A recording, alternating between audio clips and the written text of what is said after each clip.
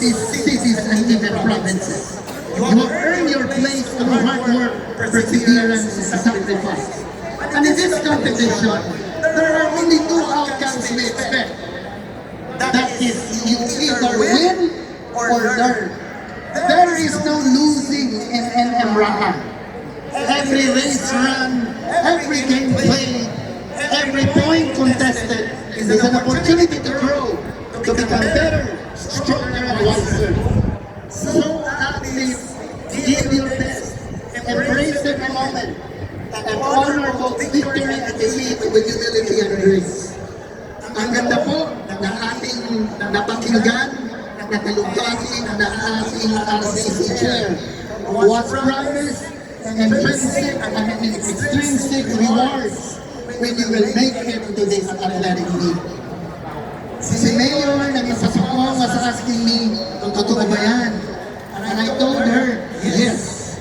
Even in palarong pambansa, in Ilocos, Lawag City, our athletes were given 20,000 per goal from the regional office, but 70,000 peso cash prize for every goal, courtesy of Governor Henry Wamanao.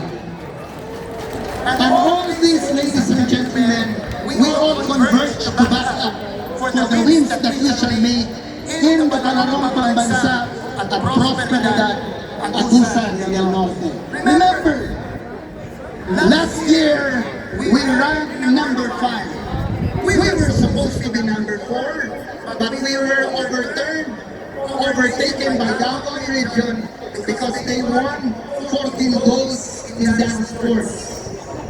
At 0 tayo sa dance sports.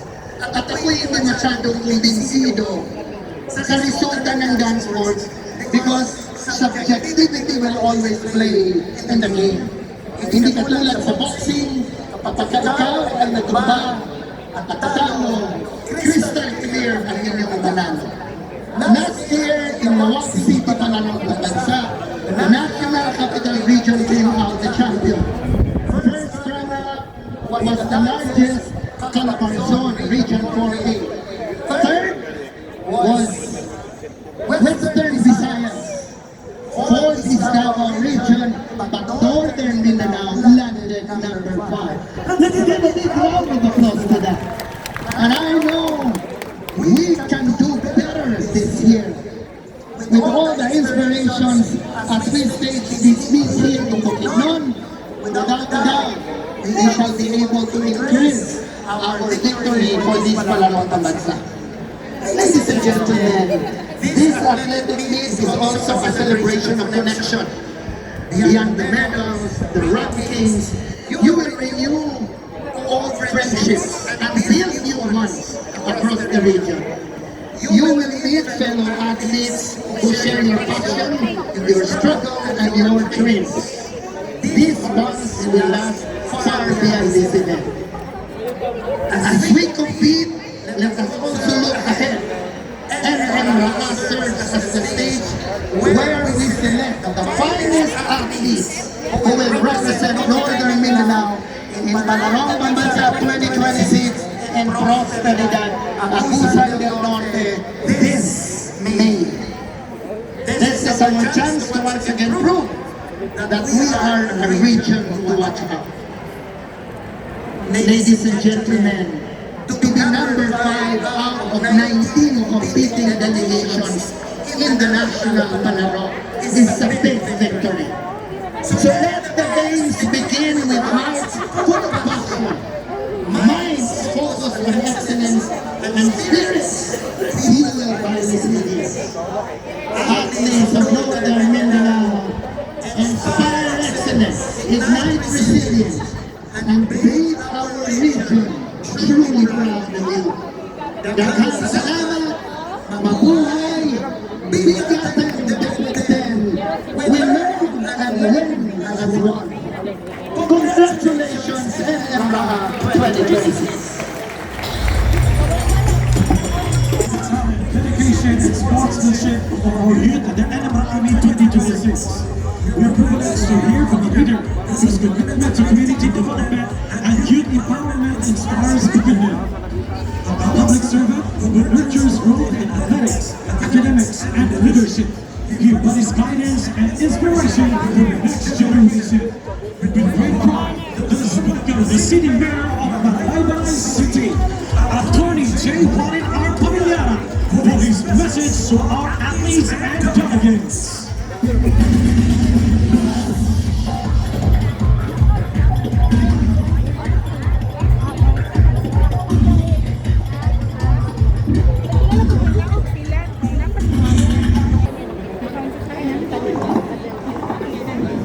Hello.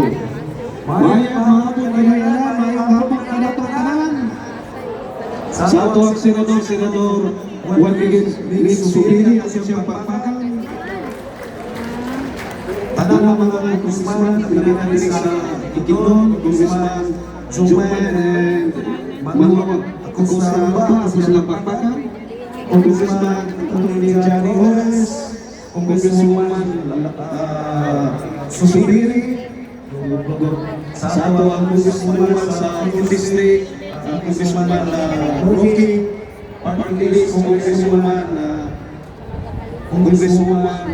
Arlene Ayon, ang mga kongresista, ang ato ang regional development council chair, Governor Henry Manalo, ang papakan, may buta, ang may kapon, sa tanang mga gobernador, sa tanang mga vice gobernador, mga board members, sa ato pong provincial gobernador, sa Bukidnon, gobernador ng Rocky ang tapapagan, vice gobernador, Clyde Ilyong, mga board members, fellow mayors, vice mayors, mag-unsya sa naglalagay mga LCU, sa mga secretary, sa secretary, Wilfredo Cabral ang papapagan, Regional Director Dr. Bayongo, and the host ng mga division, Dr.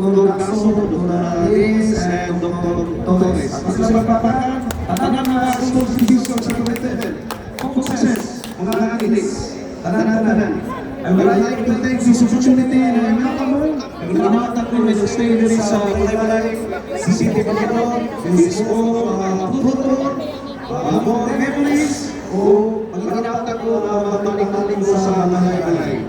And I'd like also to take this opportunity na magpasalamat ko sa sangasan na government sa atong nasod. Through sa atong sine, sa Senador Zubiri, o Gobernador si Chucho Zubiri, paghatag ang alala sa City. Kaya wala na facility na mula sa Malaybalay City, wala siguro maka-host ang Provincial Bukidnon sa NMA 2026. So magpapasalamat ako sa Santa National Government, sa Aguang Regional Development Council, o Gobernador Mindanao, sa Aguang Regional Director, Dr. Bayongo, and special mention sa Gobernador, sa Provincial Bukidnon, na nagdadagyo for the first time ang NMA dali sa Bukidnon. Direpagyo sa Malaybalay. So Malaybalay sa LCU, really ang matabang, mahimakasin sa Provincial Bukidnon o sa regional natin na mga opisina na pagkatapang sa Association of Mindanao. So ganyan yung mayor, para pagkakayanan sila sa Malaybalay. Welcome! Congratulations in advance sa Department of Education, sa mga coaches, sa mga teachers, sa mga athletes. Ang lang, be safe. Ang lang, ilanatang na successful, tanan-tanan. Kaya salamat, kumain-kumain na tanan-tanan. It's 106, and it's now time to enjoy the representative performance. Carrying with them, representative review, these two meeting, and welcome the music band, the Kapoya Band for Academy Showcase of the Air Island.